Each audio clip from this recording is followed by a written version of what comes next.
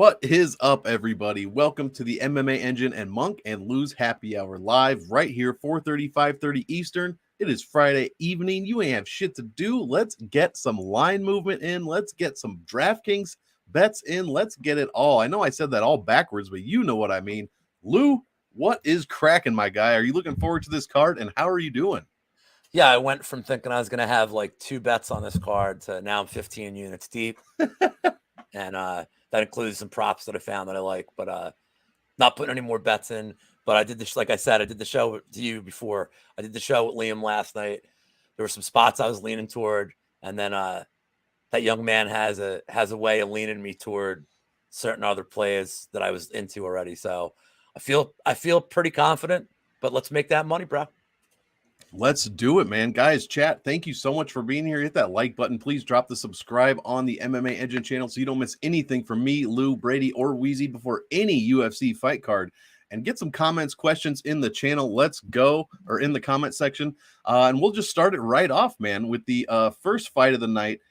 Jessica Penne, almost 40 years old, going against newcomer Emily Ducote. I have no stats for this one, but Emily Ducote does have 7 finish wins out of 11 of her pro wins, I should say, 7 finishes. Penne, 14-6 professionally. She's got 10 finish wins. So, guys, Penne's made the optimal lineup twice. The last 2 fights, she's made the optimal. Once was against Double K, where she put up 107 points. And the other was a fadeable fight against Lupi Godinez, where she didn't even score 70.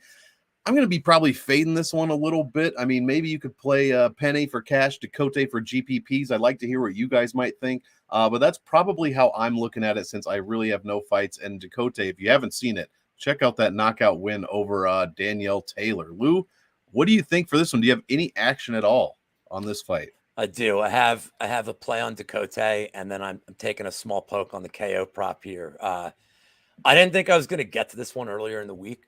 The more I looked at it, the more I realized that I've always hated Penne's striking defense. I mean, it's horrible.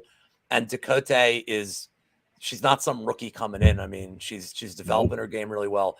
The striking advantage is completely pronounced. The big thing for me is if Penne does try to get this to the ground, because she's looked all right since she came back. If she does try to make this ugly and get it to the ground, I think Ducote's wrestling is kind of underrated. I don't think she has a wrestling advantage here, but I think she can stop takedowns.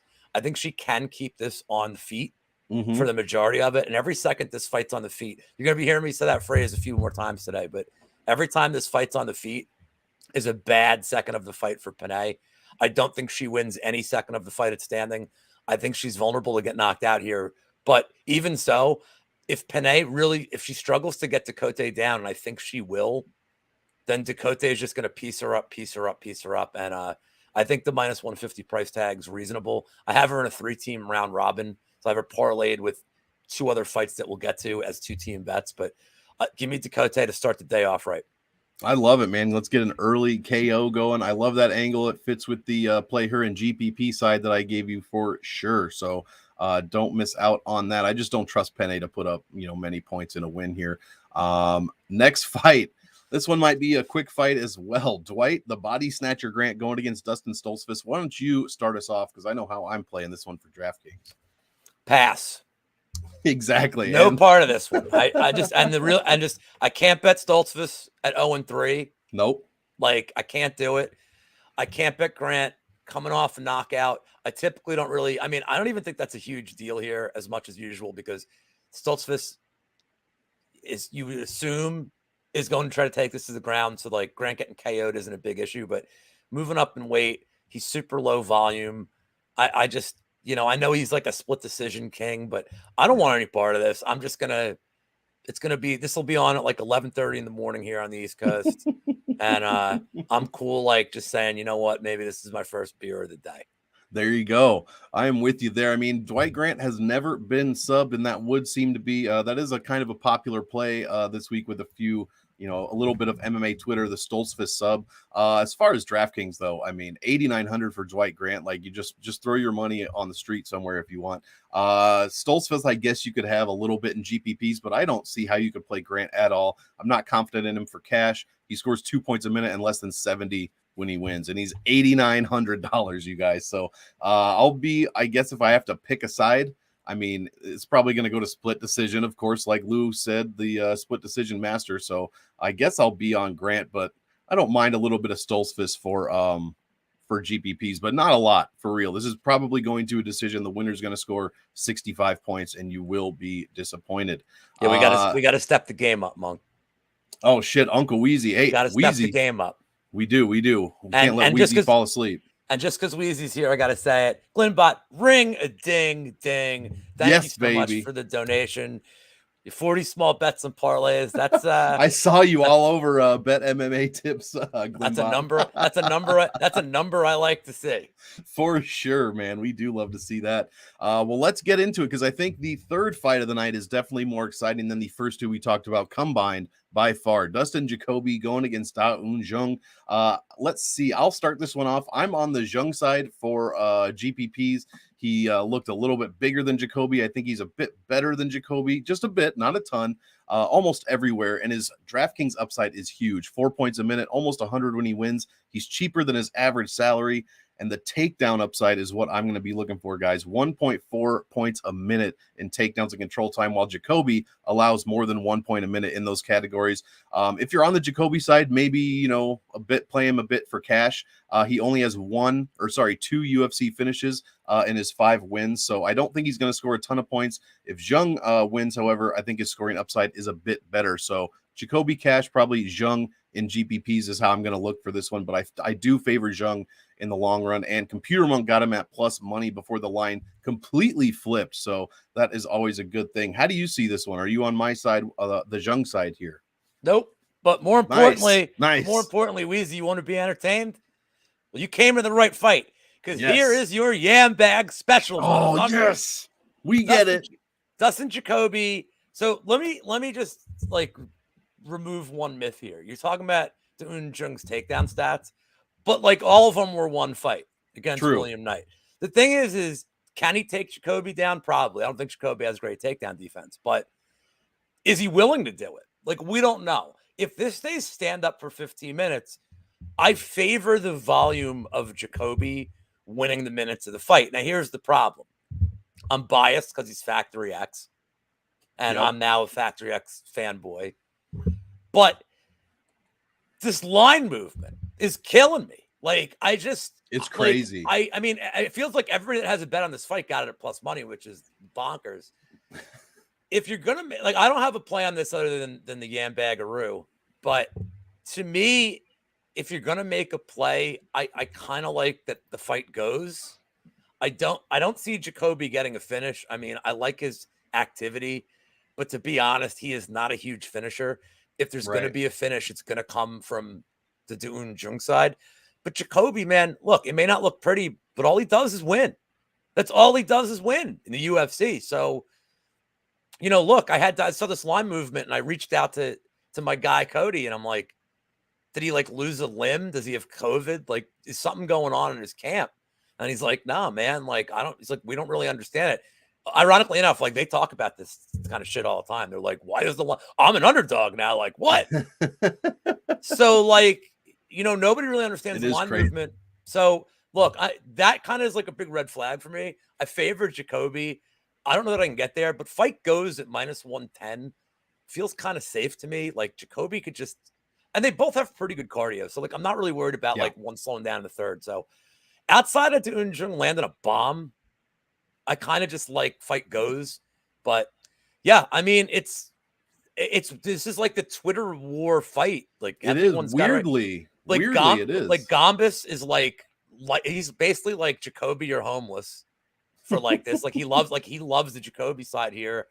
And I've seen Luke on it's all the dudes that I respect in this community are 50-50 on it. So I'm laying off it. But fight goes feels safe, and at minus 110, you're getting a very nice price for what I believe is only Da-Un Jung's one of his 2 winning conditions. Yeah, for sure. So, I do agree. I think it all depends on, is he going to take him down? If he wants to take Jacoby down, which I think he should want to, it shouldn't be too big of a problem. But like you said, Is he going to? All of those takedown stats, like you said, came in one fight, 8 takedowns against Kennedy and Chukwu. So that is a bit of a scary proposition on the Zhang side for sure. Next fight, Bill Algiel going against Herbert Burns. Why don't you start this one off? I'm very interested to see what you've got, what kind of action you've got on this one.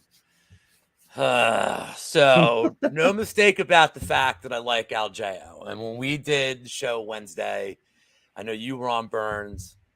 I know Gordo was on Burns. The one thing that I knew from the beginning is I did not like the Algiel price tag, like -200 for this guy. Like, I can't get there at this price. So look, Burns looked pretty goddamn good today on the scale. I got to say, that's not what, and Mushroom knows, by the way, like the rest of the world can say he's from Philly. Mushroom and I know he ain't really from Philly. He's from the burbs, but we'll give him, like, for the sake of this fight, we'll let him stay. There you go. I can't get, so here's the thing. This under, like, is strange to me too. So it's the under 2.5, like, yeah, you got +105. All the things Brandon's mentioning are like, they're good. Like, they're all good waves to play this fight.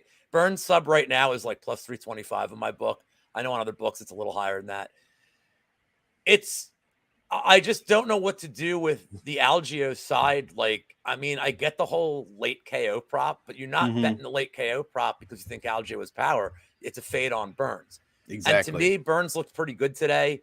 Every fight's different. Like, I know Burns hasn't shown like this predilection for having great cardio, but Algiel gets taken down so much that a guy like Burns, it might only take one takedown to get him out of the fight. So all of Burns' win equity to me is in a finish. So if I'm on the Burns side, I played him submission and I played him sub round 1 at +800 on my one book. I got him +700 on BetMGM, which I don't love that number, but +700 is still all right for what I think is his win equity. Algiel gets taken down a lot in the first round every fight. I mean, the guys that are gassing against Algiel, like Spike Carlisle, gasses against everybody.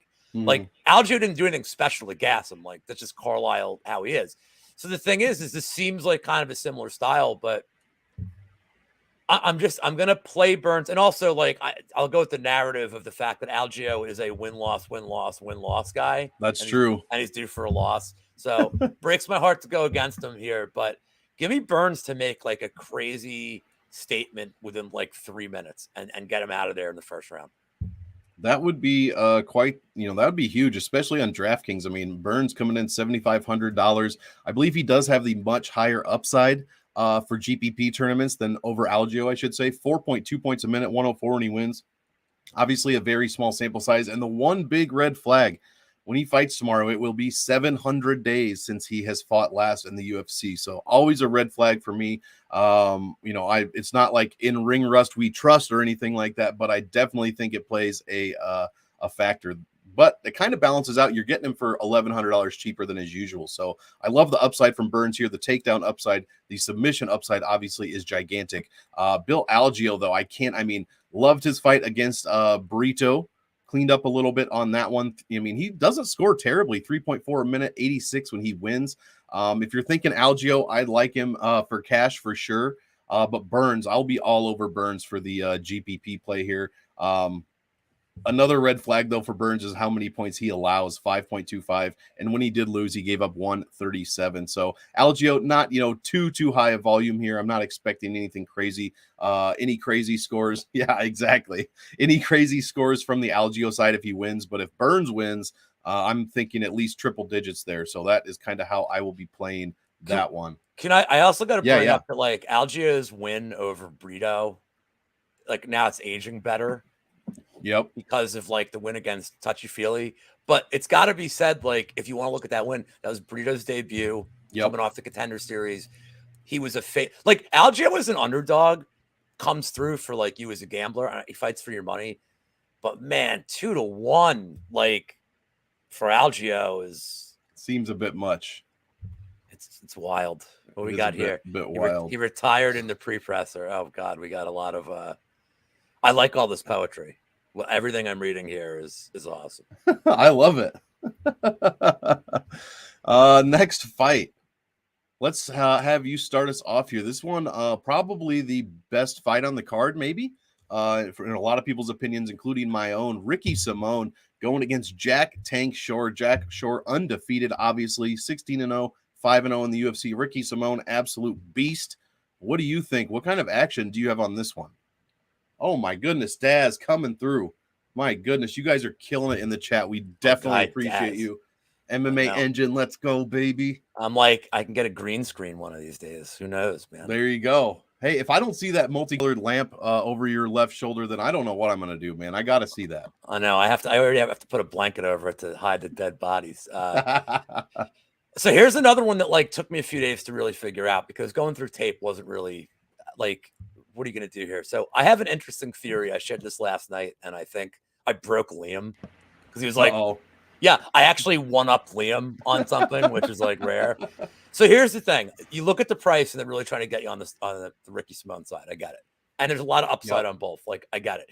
I actually, if I was going to play UFC, if I was going to play like UFC, I'm playing fake UFC. Yay. If I was going to do like a DraftKings lineup, I'm not like a guy that likes to stack. This is like a kind of an interesting stack fight, but I'll let you discuss that because I know you hate stacking a lot for like the general rule. Here's my weird thing that I think might happen in this fight. And I see Weezy in the chat, and Weezy's going to be proud of me for saying something like this. Yes. When you see two guys that have great grappling and great wrestling, and I know Simone's got a slight edge over Shore, but not humongously pronounced. What happens when we see two guys with great grappling and great wrestling in a 15-minute fight? What do we usually see, Monk? They cancel each other out. We get a 15-minute stand-up battle. Yeah, exactly. Yeah, right. If you're telling me this fight's going to be on the feet for 15 minutes, Shore should probably be minus 300 here. And this is not taking anything away. I think Simone's striking's improved. But you're going to tell me this is just a boxing match? I'm on Shore all day. So to me, give me Shore. He is in my 3-team round robin with Dakota, and we'll get to the other one on the main card.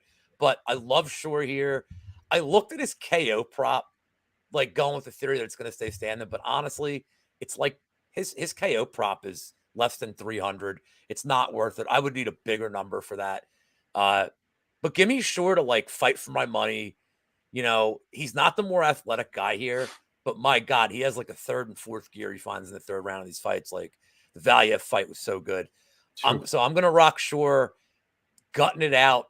And it's probably going to be a 29-28. It's going to be greasy, but give me Shore. And I also kind of think if you want to play the narrative game, they want Shore to win this fight and keep building him up as like an undefeated, unstoppable force.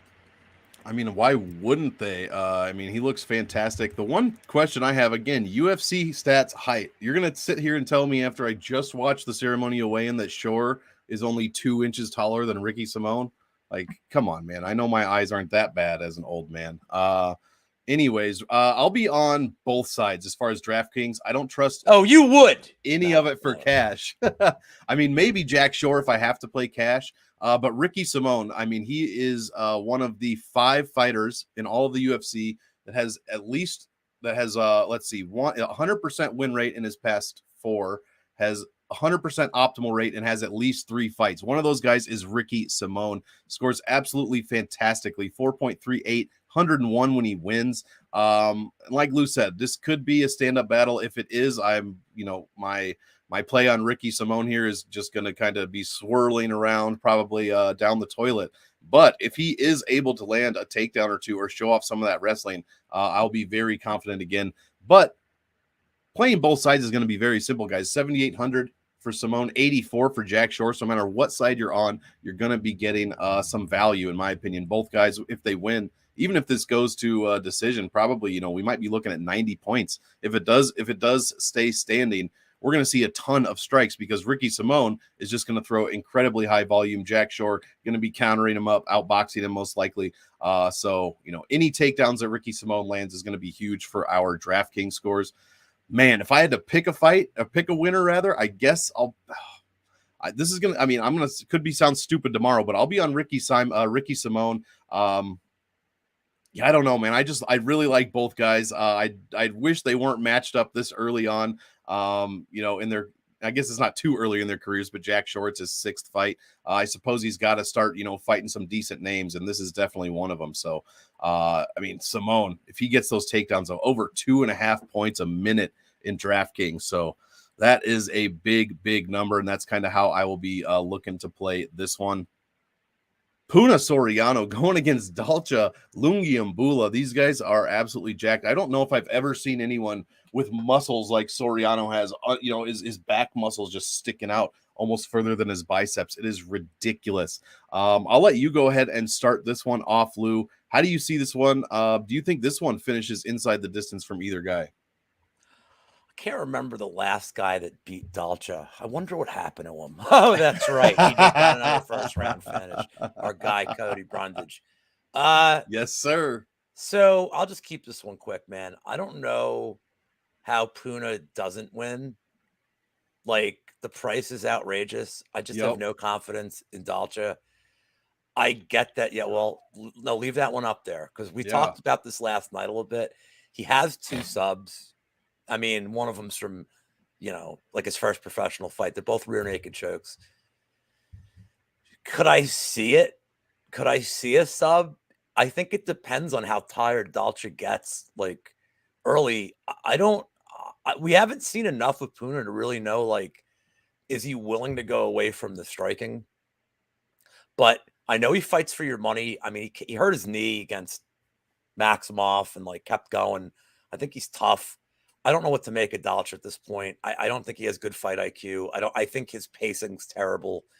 Yeah. I don't know. I don't know where he has an advantage here, but Puna at best is like a parlay piece, but I don't have a play on him, but I did take a little poke on this Punahele sub.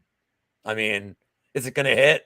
Probably not, but I mean, I see 1,000 for a guy that gasses. Hey, and for a guy, look, a lot of times when I look at these kind of win conditions, it's like you're looking at how Dalcha loses, and he just came off literally. I mean, obviously, Cody Brundage is probably the greatest submission wrestler in the history of the UFC. We all know that, but it's not close, guys. But he put his neck out in a position where I think like an amateur could have just been like, "Yep, like right. I'll thank you, like please and thank you. I'll have the neck." So. Is the submission live? Yeah. In the distance is pretty reasonable. I think it's plus 225 if you want to take that route for Puna. But to me, it's a parlay piece at best. I could see this being like a weird decision if they're just both totally gassed in third. I'm playing like a quick poke on the sub, and that's all I'm doing for this fight. Dan Goldstein. Dan, I love having you in the chat, bud. Exactly.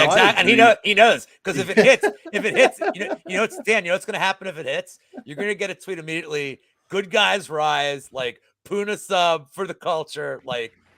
So yeah, I'm like, yep, I'm taking it too. Liam picks subs is the new show. Hey Dan, I picked some subs last night too, bro. I was on a battle. That's true. As far as DraftKings goes, man, I'm not impressed with any. I'll probably be dog or pass to be quite honest. Bring it. Oh shit. Clinbot. Killing it, guys. Thank you so much. Getting me that green screen. That's right. We're going to have it sooner than later. Puna for 9,200, man. I just don't know if I knew that, if he was going to fight more like he fought in his first 2 fights, then I would not have any problem laying that kind of juice on DraftKings. But Dalcha, I mean, if he can keep his fight IQ, or if he can get some fight IQ and just go for takedowns against Soriano. Like, I know everybody's saying, oh, both guys are gassers, both guys are wrestlers. Well, I mean, injury or not, Soriano got taken down by a guy that got choked out in 10 seconds. He got taken down 11 times by Nick Maximov. Obviously, Dalcha's no Nick Maximov, but he could land a couple of them here. I just don't know. The more I think about it, the more I think this is probably a Puna KO. I'm hoping he gets back on the horse with a nice big win here. That would really help us out in DraftKings and pay off that salary. But if not, I mean, Dalcha's the only way to play it. He scores 3 points a minute, only 86 when he wins. But if he can get some takedowns, and he does have that, he scores 1.29 points a minute in takedowns. He landed one against Brunt. That didn't end well. Landed one against Magomed Ankalaev. No, never mind. He got one against, I'm reading my stats wrong, guys. I apologize. He landed one against Brundage, 2 against Marc-Andre Barrios, and 1 against Perez. 4 against Daquan Townsend, who's obviously, not around anymore in the UFC. So if he can do that to Soriano, I would play him in almost every lineup, but there are so many question marks on this fight. I'm going to have to play some of both sides. I'll be heavier on Dolce because of the salary relief, but 9,200 could be expensive for Soriano, or it could be a great value if he gets that first round KO. So who really knows at that point? We got the GOAT in the house. GOAT, Tajik, what is GOAT good, is man? in the house. Tajik, my man. Had a great week last week, I saw, according to Twitter. So congratulations he's to that. Yeah, absolutely, man. He's not, he's the GOAT for a reason, guys. Come on. Hold on. Is he going to win this week? I don't see why not. I see what you did there. Lauren Murphy, guys, the absolute banger of the week. Lauren Murphy going against Miesha Tate. I'll start this one off. I don't think you can play Miesha Tate in any kind of large field tournaments at $8,800. She scores terribly, gives up a bunch more than she scores when she loses. I just think this one's going to be probably Miesha Tate on her feet, trying not to get taken down by Lauren Murphy, who I'm sure has to shoot takedowns in this one. So I'll be on the Murphy side, $7,400.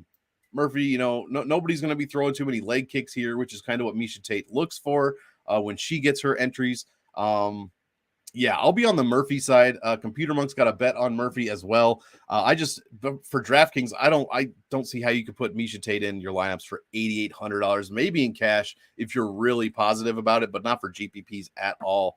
How are you seeing this one? Anything jumping out that's, anything standing out that seems incorrect on this fight? The GOAT. Oh my goodness, guys. We are not worthy of you guys today, man. I'm going to get a second green screen after Lou gets his first one, it looks like. I'll hang the other one from the ceiling, baby. Let's go. Well, I mean, I wasn't going to give the analysis on this fight, but I feel like sort of compelled that I have to say something. It's another thing. Like, I can't get the Tate at this price, the cupcake. I can't get to the cupcake on this price. But, what are we going to get from Lauren Murphy coming off like a life-altering loss? I favor Murphy. True. I'm never betting this fight, like, ever. And even the over 2.5 is like minus 350. Parlay piece again at best. Yeah. But yeah, Maha Shot is better than Miesha Tate here. I don't know. Like, and I don't like, there's a lot of narratives about like the move, and I don't want any part of this, man. Like, ooh. In the distance. Ooh. Really? Get this man a StreamYard link. I want to hear why. I don't like, I can't get to Tate at this number. I can't get to Murphy coming off like huge beating. At her age, like, I'm not age shaming, obviously. Like, I don't age shame women in their late 30s. I think they're wonderful. And agreed. I just got nothing on this one. I got bets on the other 5 fights coming up. This is the last one I have a total pass on. Nice. I like it. Well, this will, obviously you're a drinker in moderation, so you can have your second beer during Lauren Murphy, Right. Moderation. Exactly. We all know. We all employ that in our lives. I've not had a drink all day. There you go. Completely sober. Save it for tomorrow. Early start time. I don't know, man. Is it 11 Eastern? Because that means it's 10 o'clock. I thought it was 11 Central. I could be wrong. 11 Eastern. That's like coffee. There's a few people in chat that may change my mind tomorrow when I go over there. We'll see. Here is other than Simone and Shore, probably the second biggest fight or the first biggest fight, depending on how you look at it, of the evening. Hurricane Shane Burgos going against Charles Jourdain. I guess we'll start. Lou, why don't you start us off on this one? It's obvious play for GPP or for DraftKings here. Burgos or homeless. This is one of my 2 biggest plays of the day. I have 4 units on Burgos. I have him also parlayed with Jack Shore as a 2-teamer and parlayed with Tcity as a 2-teamer. I love everything about this fight for Burgos. Yep. He's undefeated in New York. I realize it's not a tangible for this, but hey, man, some people like having home field. Yep. I think Jourdain, he's always in trouble in these fights. He was in trouble. I know the Venata fight he won in 3 minutes, but he's in trouble in that one. He's in trouble against Rojo. He's in trouble against Kulabau. Arosa, smoked him. which was weird. He didn't look right in that fight. It looked like there was something off with him in that fight, but he didn't look great. He couldn't put away Ewell, and I had the round 3 prop in that too. He got close, but Ewell is on the bottom of the UFC. I don't like saying he's not UFC level, but he's certainly on the bottom of like guys like Jourdain should win those fights. I think he's defensively irresponsible. I mean, he has a 6-inch reach disadvantage. There's really nothing to like for me on his side, except he gets this reputation of he fights exciting fights and he's got all these spinning attacks and he's, and they're talking about his submission game. But, interesting fact, Burgos has a very underrated grappling and submission game. And did you know that he is the last person to submit Bill Algiel since CFFC 8 years ago? So interesting. Thoughts on biased judges with this? Look, I was on the Billy Q side against Burgos when they fought at MSG. I love Billy Q. I watched it live, and I thought it was 29-28 Billy Q, but I was totally it's because I had a bet on it. Like, I went back and watched it, and just Burgos does the more damaging stuff. His footwork's better. He does get hit. Like, don't get me wrong. His defense is questionable, but I think with this reach advantage, he could shuffle in and out. He can start having target practice on Jourdain. So I love the Burgos side, and I did take a poke just before I even said it. And I did take a poke plus 1,000 odds on Shane Burgos round 3. 8 fights combined between Burgos and Jourdain have ended in the third. Both of Burgos' finished losses have come in the third. Jourdain's been finished in the third by Arosa, and I can't remember who else. But yeah, like there's a lot of it's how these guys fight. They go crazy in round 3, and I'm really looking forward to this fight. And if you are on the Jourdain side, his round 3 KO prop is like 25 plus 2,500, which is bananas. But I'm on the Burgos side big. This is, like I said, this is my heaviest straight bet that I made. My other heaviest bet we'll talk about soon. Nice. I love it. Yeah, I'm on the Shane Burgos side as well. He is the $9,000 this week on DraftKings. My let's see, he'll be my most exposed $9,000 or more fighter. I don't like anyone really above the $9,000 mark, except maybe Puna if he can get that KO. But Shane seems like a lock to me at 9,000. He'll be in a ton of my lineups.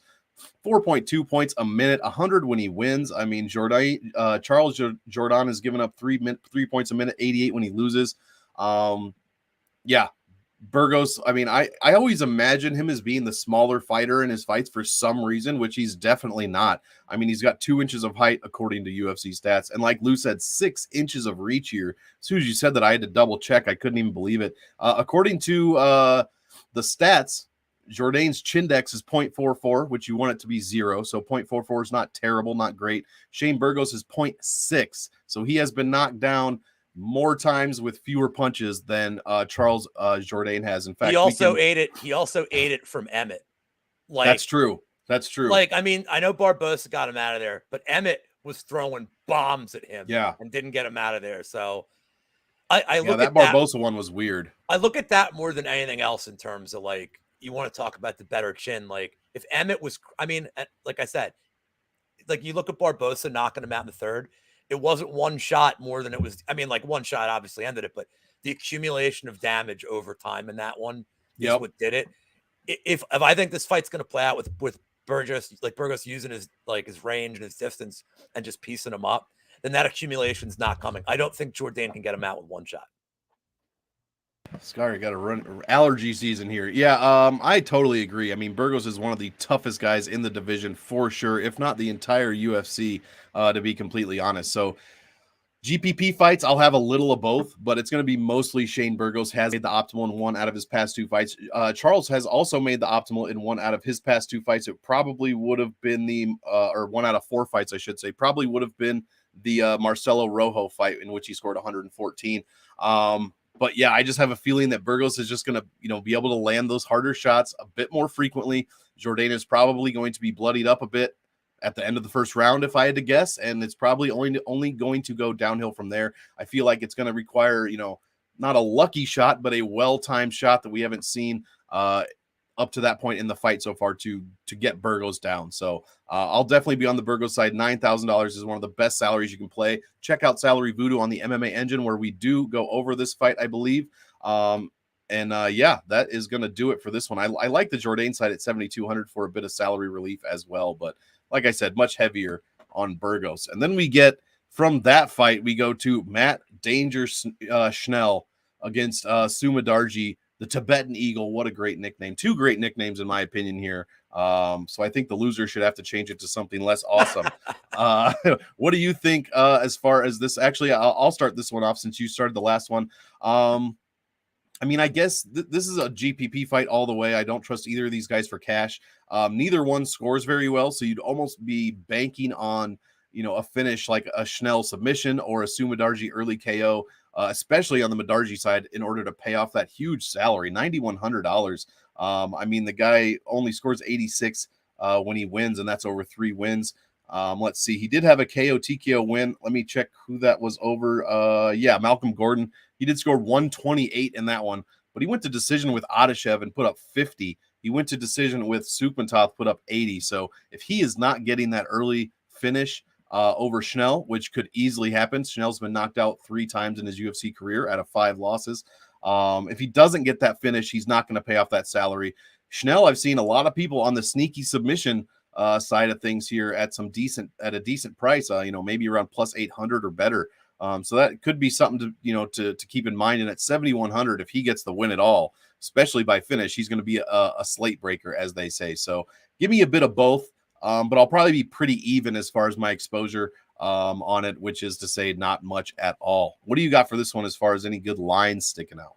So this is my other big bet of the day. Oh, yeah. I'm on the under 2.5 at minus 140. I lean Sumadarji here big time. His in the distance line right now is minus 110.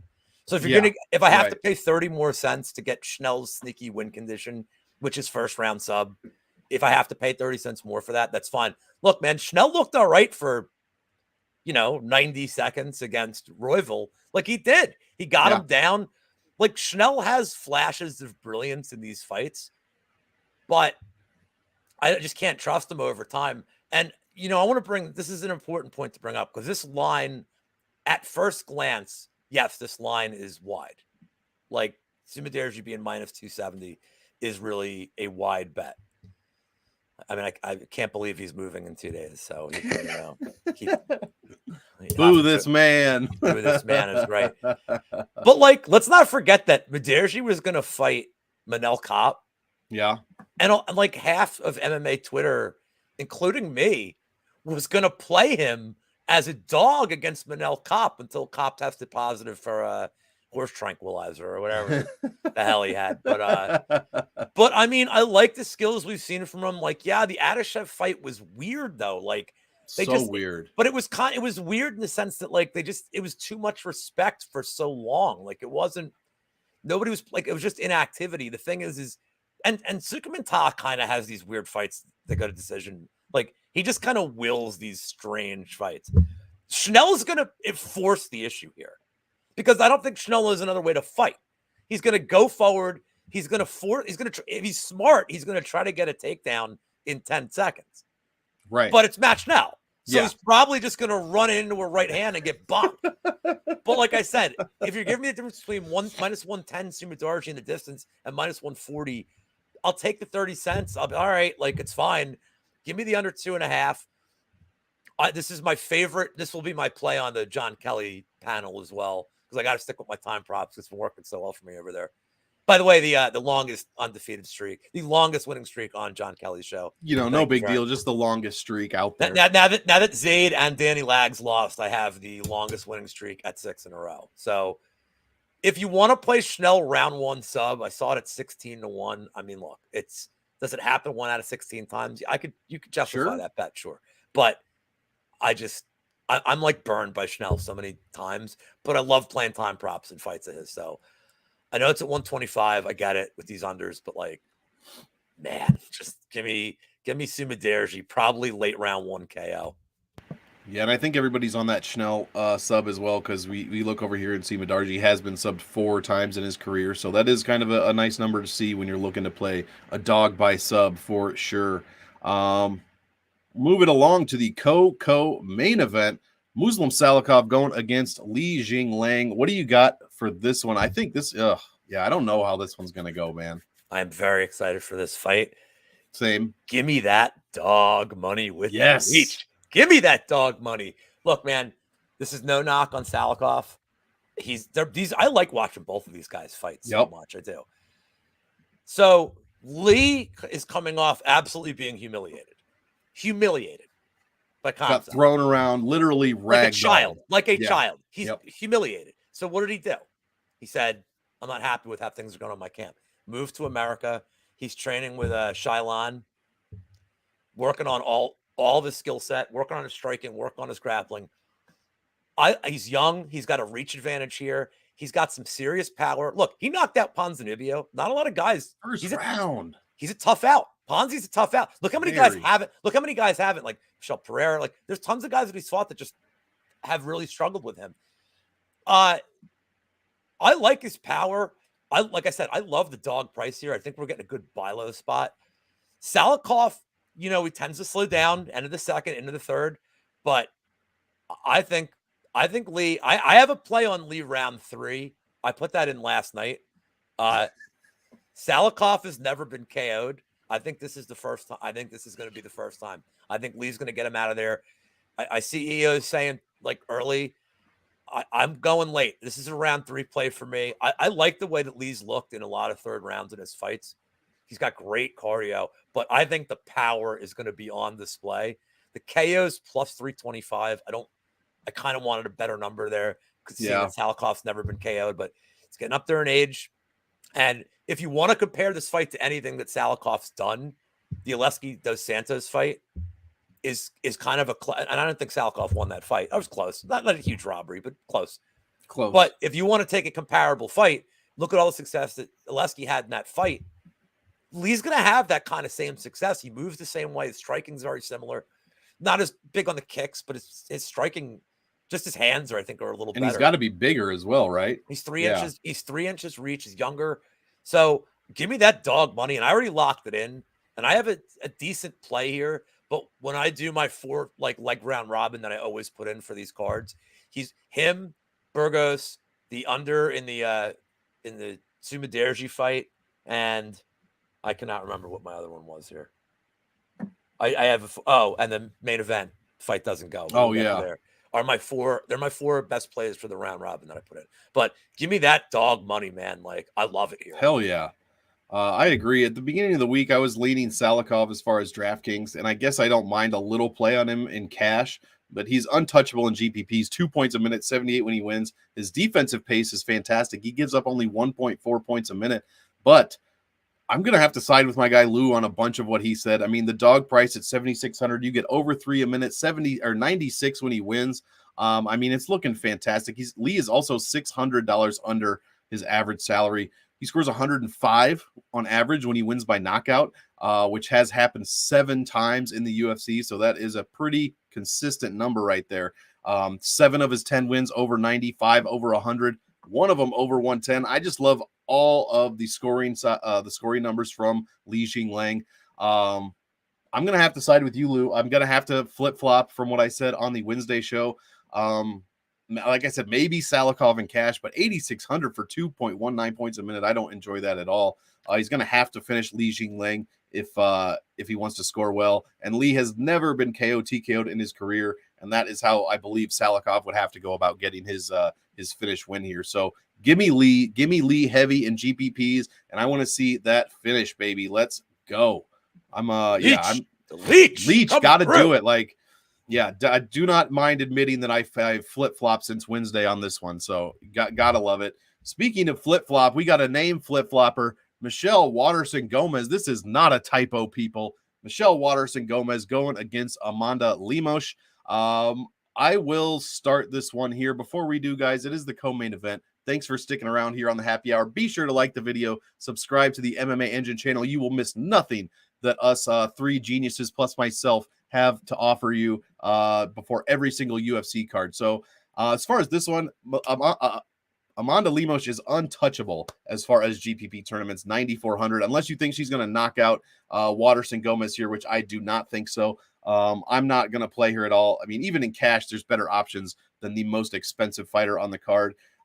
She got embarrassed. Speaking of people that have gotten embarrassed in their last fight, embarrassed by Andrade, standing arm triangle in the first round.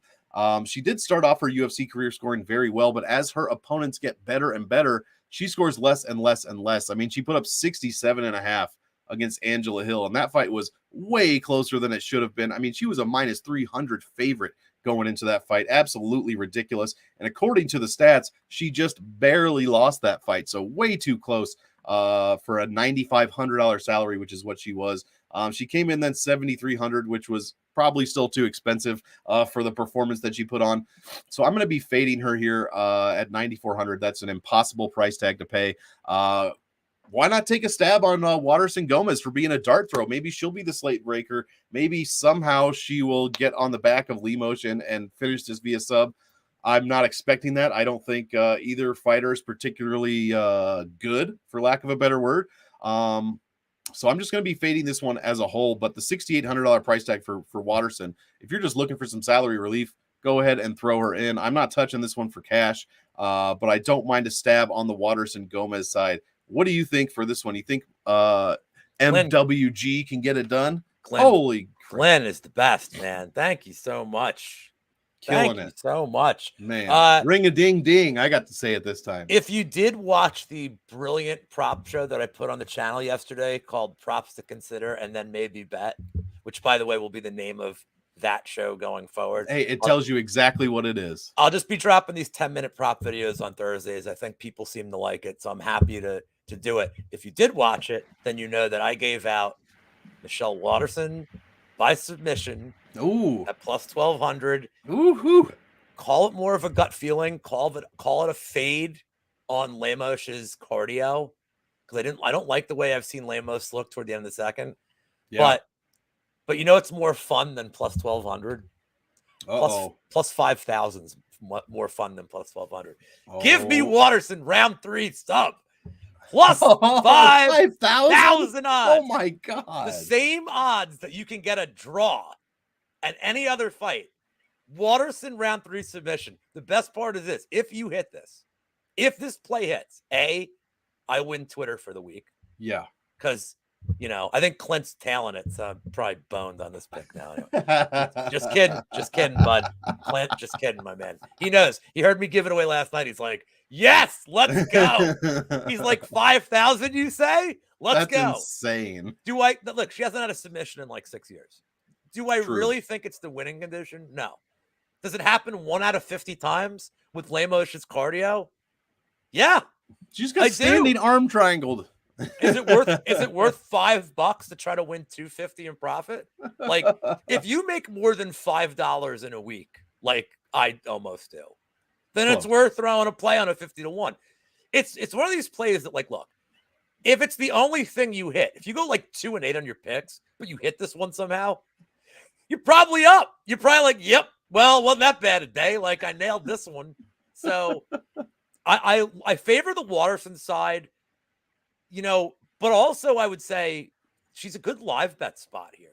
True. Like, because if Lemos gets her out of there, it's probably in the first round.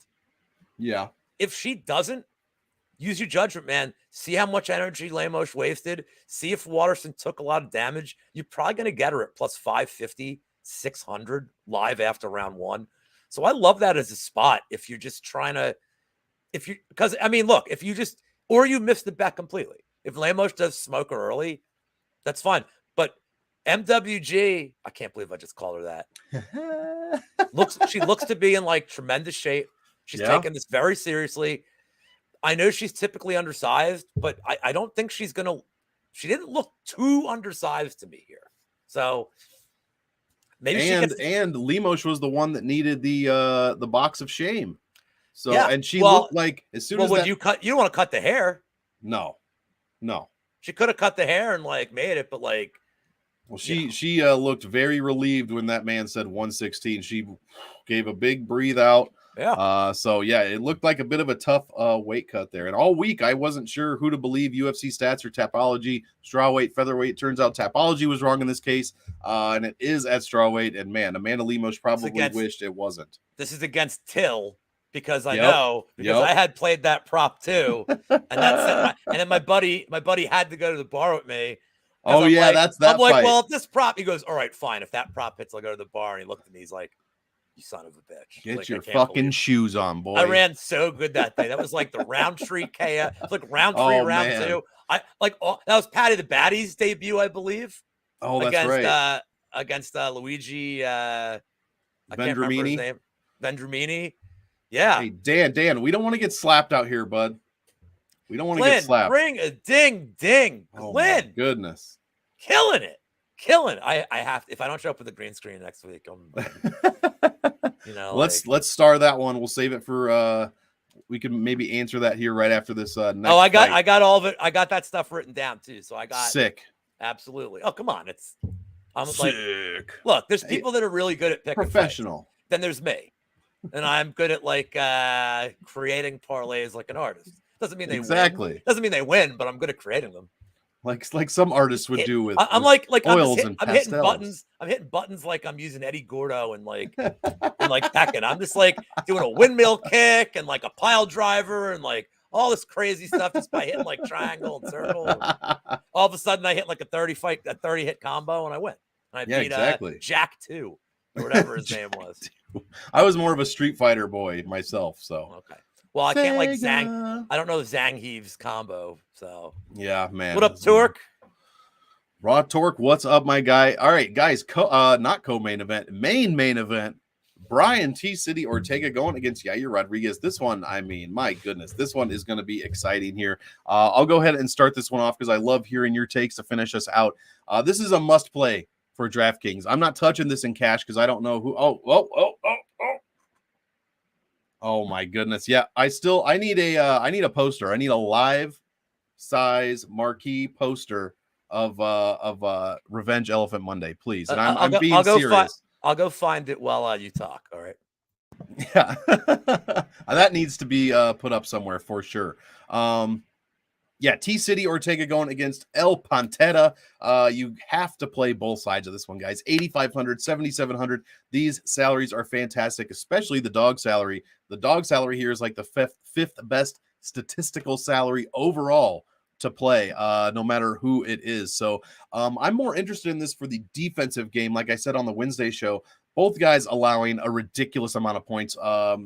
150 is what Ortega gives up. 138 is what Yair gives up. And you're saying, well, yeah, but they both fought Max Holloway. Well, yeah, but Ortega also lost to Frankie Edgar, who put up, let's see, what was that first round? So he put up well over 100. And then Yair Rodriguez lost, he did not lose to Frankie. Yair Rodriguez, lost to Frankie Edgar, in which he put up like 123 points. And then Ortega losing to Volkanovski in a fight where Volk scored 135. So it's not just Holloway scoring tons of. Oh my goodness, there it is. I absolutely love that. Revenge Elephant Monday. That's a fantastic. That's just the best poster I've ever seen. I love it. So yeah, I'm not too much of a fan of these guys' offensive DraftKings numbers. Both of them scoring 2.5 points a minute and 85 when they win. But when they lose, and one of them has to lose, unless we're going draw here.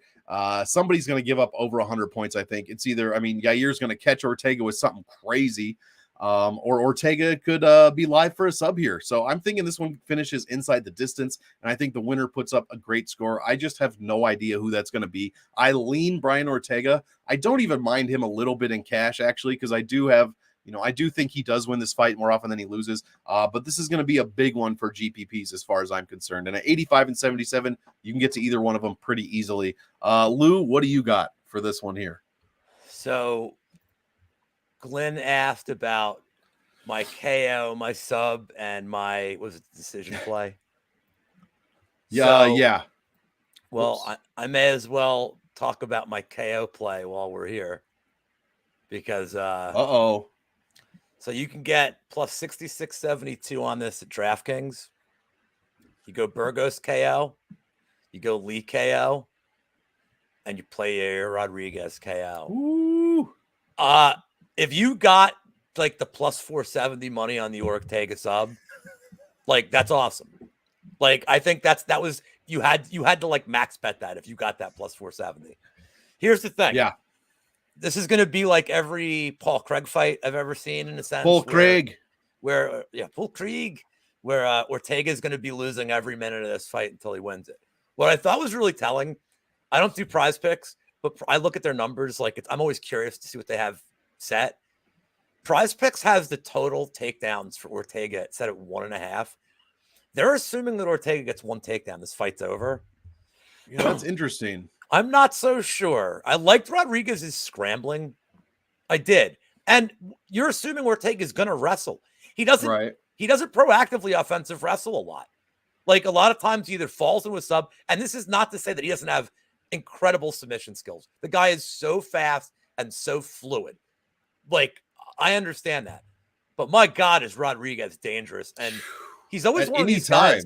He's always one of these guys, like, I just don't know how you prepare for him in the gym. Like I don't know how you find somebody that can really emulate how he fights. His legs are like, his kicks are amazing. He throws elbows from all sorts of weird angles. Mm-hmm. I really like Rodriguez in this spot. And I like the idea, if you want to go like the narrative route, if Rodriguez wins, he probably does in fact jump Emmett. I would think. I think they're looking for anyone to jump Emmett at this I think point. Rodriguez and Volk is like maybe the last fight Volk needs at 145 to really feel like he cleaned out the division. Right. So give me Rodriguez by KO. I'm not picking around. I love the fight doesn't go the distance here. I think this fight can end in 3 ways. I don't know how Ortega wins a decision. Oh, you want one of each. All right, we'll get there. I can do one of each. I'll give you a fun one. We can do one of each. But I don't see how Ortega wins a decision here. Rodriguez could. Rodriguez could. He could outpoint him for 5 rounds for sure. But I think the KO is insanely live. Yeah, Rodriguez does put his neck in jeopardy. But it's like I said, I actually liked his scrambling last fight. Like, it's a nice little wrinkle he showed. Just Ortega just jumps that so freaking quick, man. He does. So quick. So my best KO of the that I'm gonna play for any fight, I gotta go with Lee as my favorite KO out of all of them. I want to say Yair. I just don't think Lee's in any trouble of getting finished. So, right. Yeah, I mean, look, I know a lot of people. So I like Lee for the KO. Shitballs.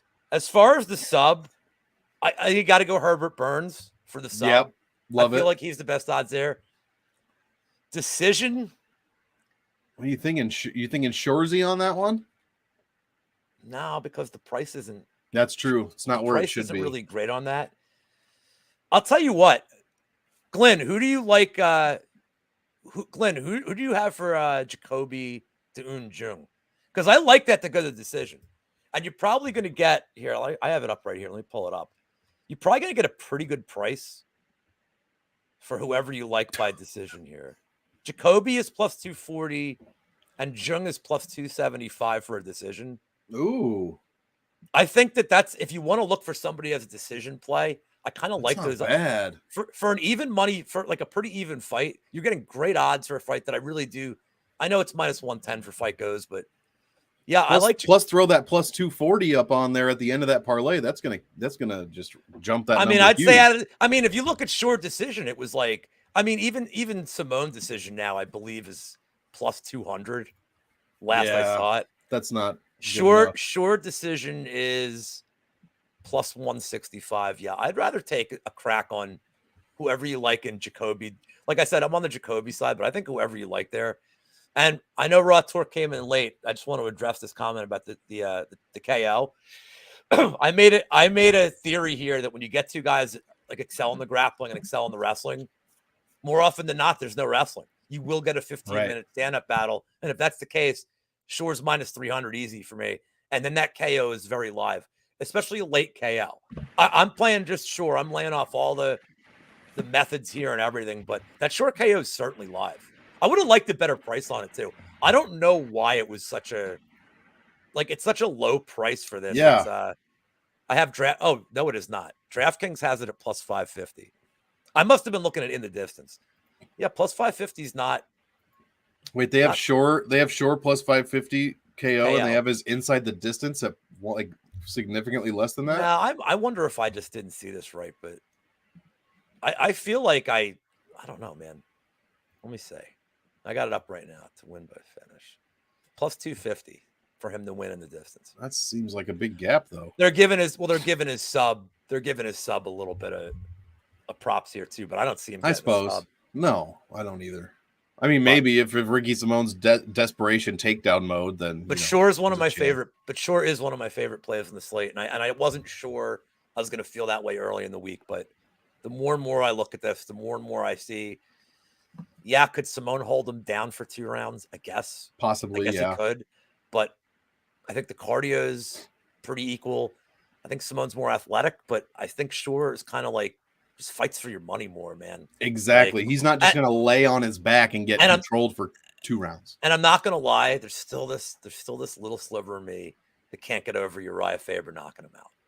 Like, yeah. I just can't get past it. Like, it was a perfect shot. It was behind the ear. I get it.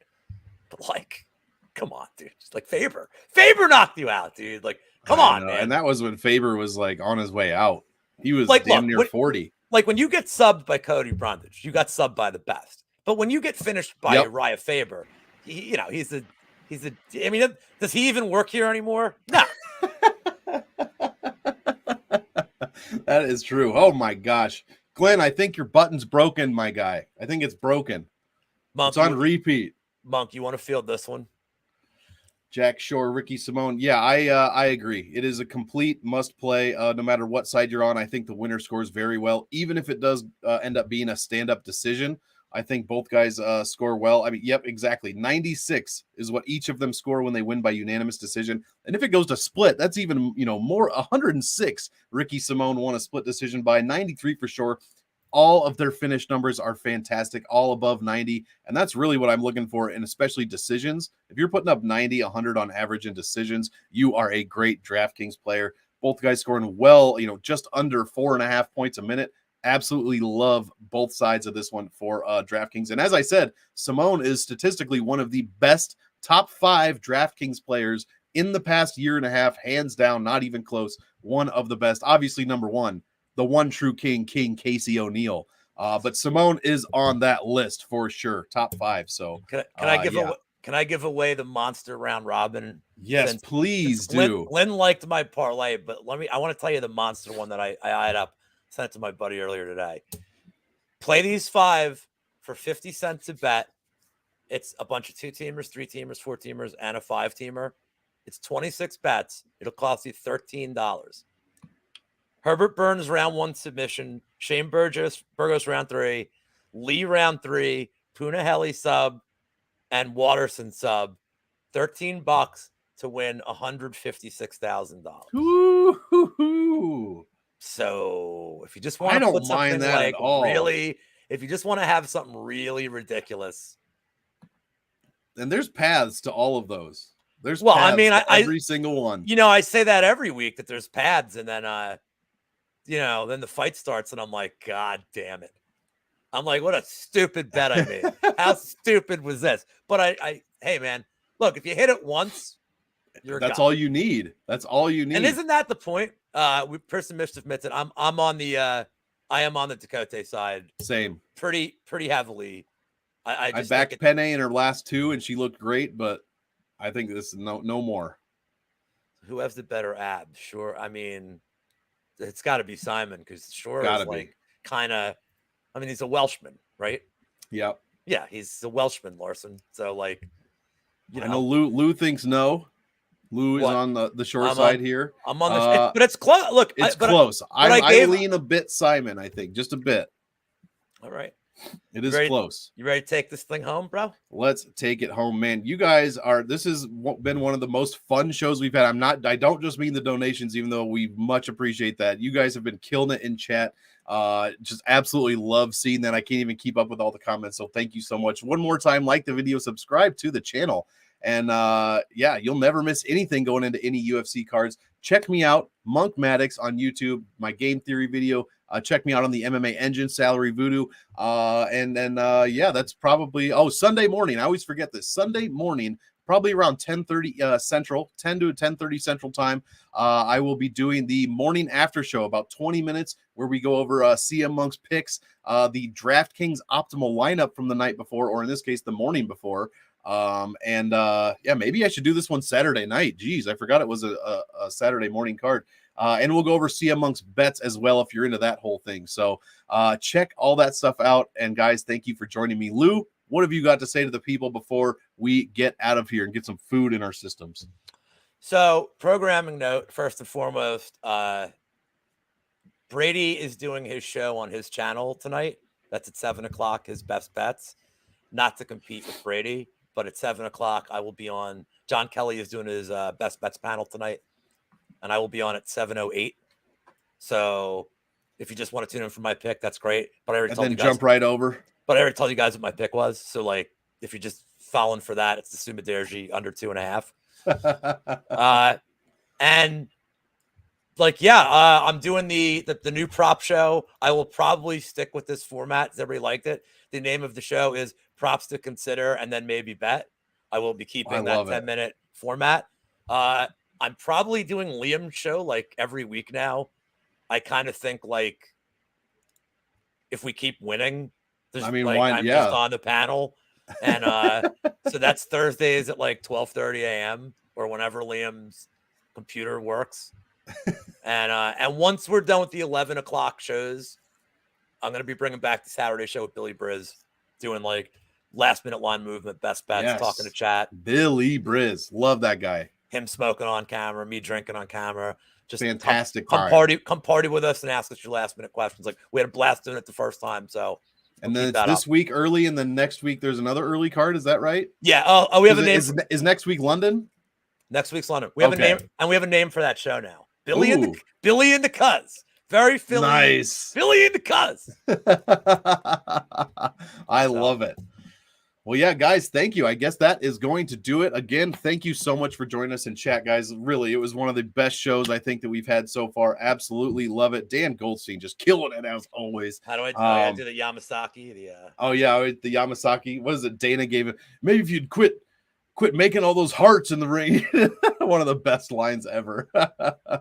So, guys, thank you so much for joining us. Stick around for Lou's appearance on John Kelly show and Brady coming up right after that. And, guys, I want all of you to enjoy the fight. So, enjoy. And we will see you next time.